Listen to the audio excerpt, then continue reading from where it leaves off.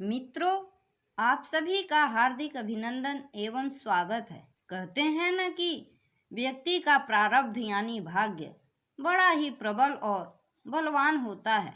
व्यक्ति के भाग्य में अच्छा बुरा शुभ अशुभ जो कुछ भी लिखा है वह होकर रहता है।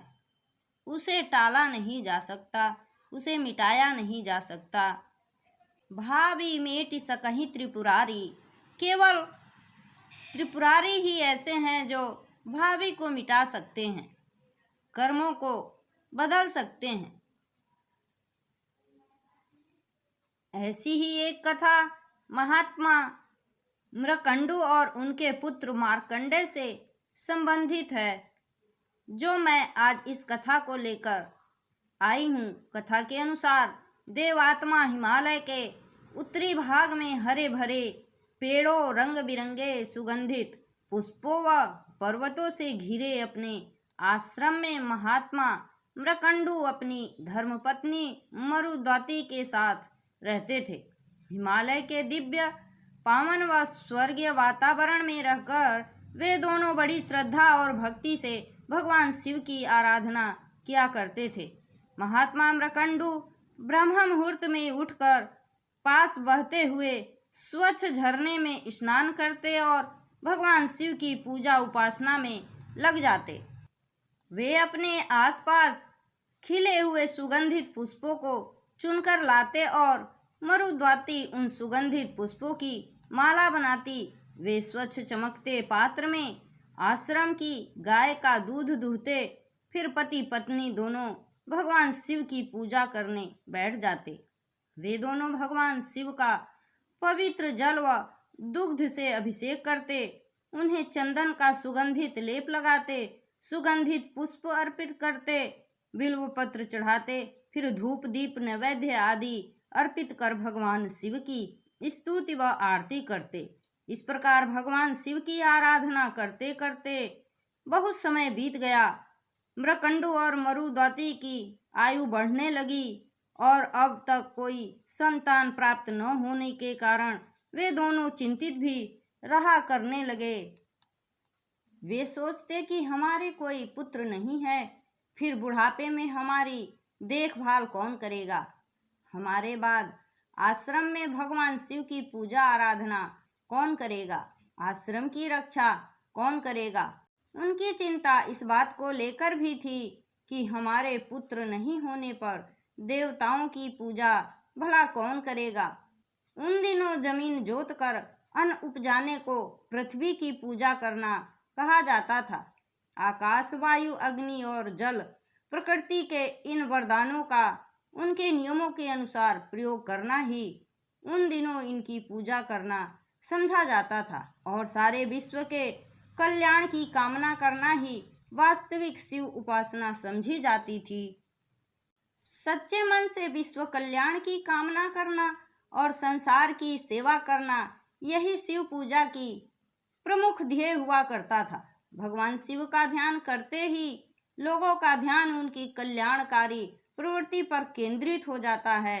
इसीलिए पति पत्नी दोनों किसी ऐसे पुत्र रत्न की प्राप्ति की चिंता में थे जो उनके बाद सही मायने में शिव पूजा करते रहने की उनकी विरासत को संभाल सके और आगे बढ़ा सके। उनकी पुत्र प्राप्ति की चिंता भी किसी व्यक्तिगत मोह के कारण नहीं बल्कि विश्व कल्याण की उनकी महान भावना के कारण थी। अंत में इसी भाव दशा में दोनों पति पत्नी एक दिन भगवान शिव का ध्यान करते हुए आश्रम के निकट बैठ गए और बोले, भोलेनाथ, अब हम यहाँ से तब तक नहीं उठेंगे जब तक आप हमारी इच्छा पूरी नहीं कर देते। इस प्रकार बहुत समय बीत गया पर उनका दृढ़ संकल्प नहीं टूटा।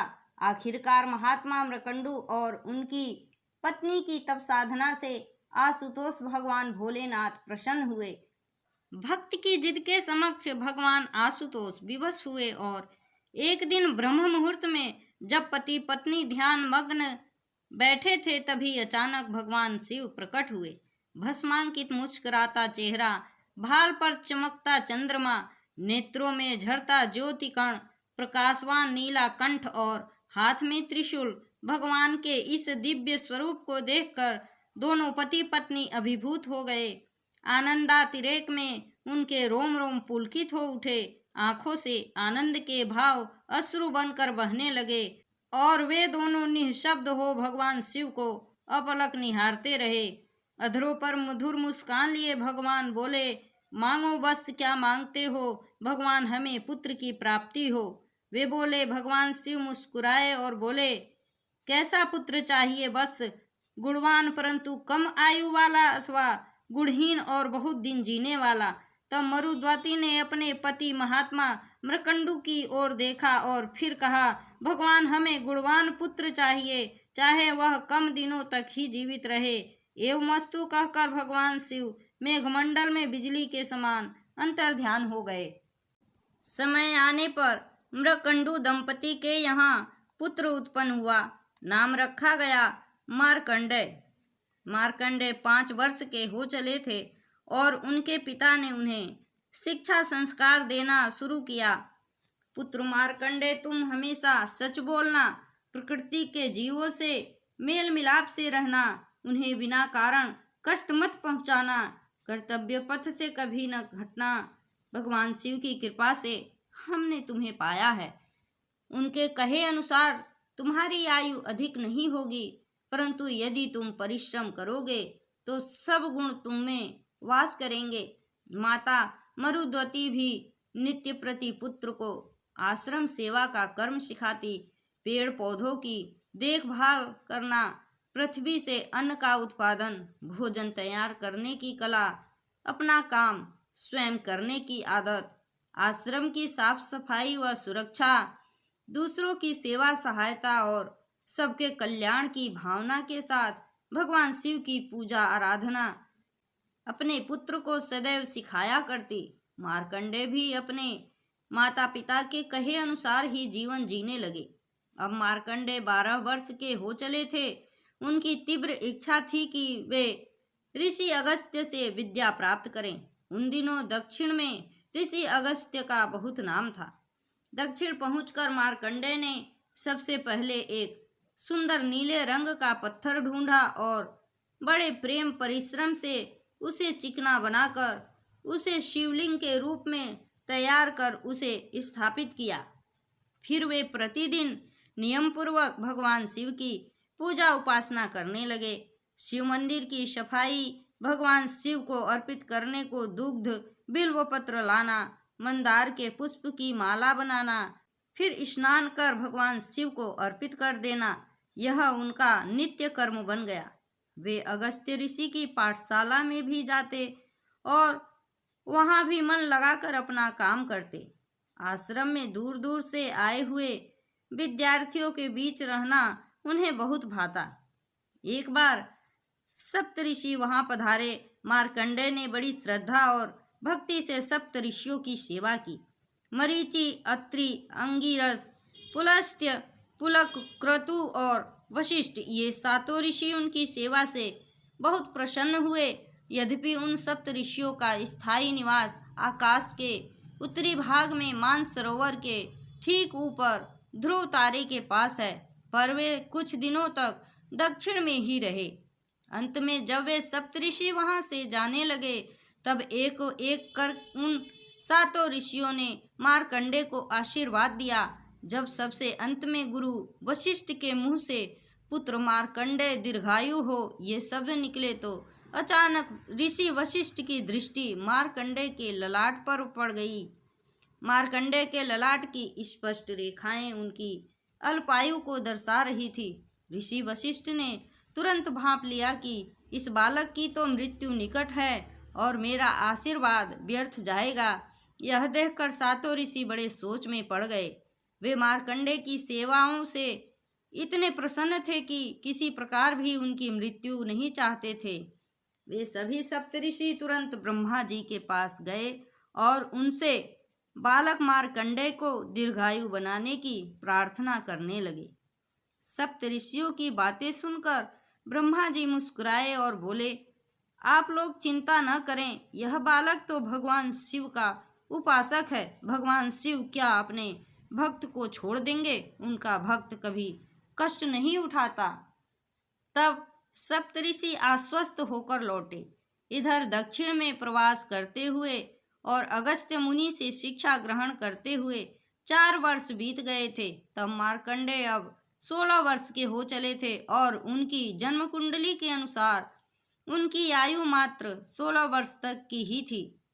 मृत्यु के देवता यम मार्कंडेय के प्राण हरण करने को उनके पास आए, पर मार्कंडेय तो उस समय अपने आराध्य अपने इष्ट देव भगवान शिव की पूजा में मग्न थे। मार्कंडेय ने यम से थोड़ा ठहर जाने को कहा ताकि वे भगवान शिव की पूजा पूरी कर सकें। बालक की बात सुनकर यम बहुत जोर से हंसे और बोले, बालक, मृत्यु कभी किसी के लिए ठहरती नहीं। तुम्हारी आयु पूर्ण हो चुकी है, तुम्हें अब मृत्यु को प्राप्त करना ही होगा। यम की जिद देखकर बालक मार्कंडेय तुरंत शिवलिंग से लिपट गए। अपनी लंबी बलिष्ठ बाहों से उन्होंने भगवान शिव को अपनी छाती से लगा लिया। उन्हें ऐसा लगा कि समस्त पृथ्वी का और उनका अपना कल्याण भी शिवलिंग से लिपटे रहने पर ही निर्भर है। उन्होंने सोच लिया कि चाहे जो हो जाए पर वे शिवलिंग को नहीं छोड़ेंगे। उधर यम उनके प्राण लेने के लिए आगे बढ़े और उनके प्राण लेने लगे। फलस्वरूप बालक मार्कंडेय का गला रूंधने लगा। वे चिल्लाए, हे भगवान, हे भोलेनाथ, हे देवों के देव महादेव, हे आशुतोष, आप मेरी रक्षा करें। अपने भक्त की आकुल पुकार, आकुल प्रार्थना को सर्वज्ञ सर्वव्यापी भगवान भोलेनाथ भी भला कैसे अनसुनी कर सकते थे। तभी अचानक ऐसा हुआ कि शिवलिंग बालक मार्कंडेय के हाथ से छूट गया और भगवान शिव प्रकट हो गए। भगवान शिव के रौद्र रूप को देखकर यम वहां से भाग खड़े हुए। तब भगवान भोलेनाथ ने बालक मार्कंडेय को अपनी गोद में बैठाकर प्यार से उनके सिर पर हाथ फेरा और उन्हें दीर्घायु होने का वरदान दिया। सचमुच भक्ति और प्रेम के बल पर निर्गुण निराकार अव्यक्त ब्रह्म भी सगुण साकार रूप में व्यक्त हो सकते हैं। बालक मार्कंडेय ने इसे भगवान के प्रति अपनी प्रगाढ़ भक्ति और प्रेम से चरितार्थ कर दिया था। उस दिन मार्कंडेय की आयु 16 वर्ष की थी। भगवान शिव की कृपा से उनमें आजीवन 16 वर्ष के नवयुवक के समान कार्य करने की शक्ति आ गई। वृद्धावस्था में उनकी भक्ति माँ दुर्गा की ओर हुई। दुर्गा उनके इष्ट देव भगवान शिव की ही तो शक्ति थी। एक दिन उन्होंने भक्ति के आवेश में माँ दुर्गा की स्तुति में 700 श्लोक कह डाले। आगे चलकर उनकी यह कृति देवी महात्म्य माँ दुर्गा सप्तशती के नाम से प्रसिद्ध हुई। आज सारे विश्व में भक्तगण देवी की पूजा आराधना में मार्कंडेय द्वारा रचित वही स्तोत्र गाते हैं और भगवती आदिशक्ति दुर्गा से अनुदान वरदान पाते हैं। मार्कंडेय को अपने इष्ट भगवान शिव और देवी दुर्गा से प्रेम तो था ही, उन्हें अपनी मातृभूमि भारतवर्ष से भी असीम अनुराग था। इसलिए अपने महान ग्रंथ मार्कंडेय पुराण में उन्होंने अनेक स्थानों पर भारत भूमि का वर्णन किया है। भारतवर्ष की नदियों और पर्वतों की स्तुति गाई है। आगे चलकर मार्कंडेय ऋषि मार्कंडेय के रूप में सुविख्यात हुए। इस प्रकार इस कथा के माध्यम से हम देखते हैं कि महात्मा मृकंडु और मरुद्वती के भाग्य में संतान सुख नहीं लिखा था। मार्कंडेय की आयु मात्र 16 वर्ष तक की ही थी, पर दृढ़ संकल्प, कठोर तप साधना व दृढ़ भगवत भक्ति के फलस्वरूप असंभव भी संभव हो गया। तपस्या और भक्ति के बल पर महात्मा मृकंडु व मार्कंडेय ने अपने प्रारब्ध को भी बदल डाला। सचमुच दृढ़ संकल्प, कठोर तपस्या व भगवत भक्ति के बल पर प्रारब्ध को भी बदला जा सकता है। इसी के साथ मैं अपनी वाणी को विराम देती हूँ। जय हिंद, जय भारत।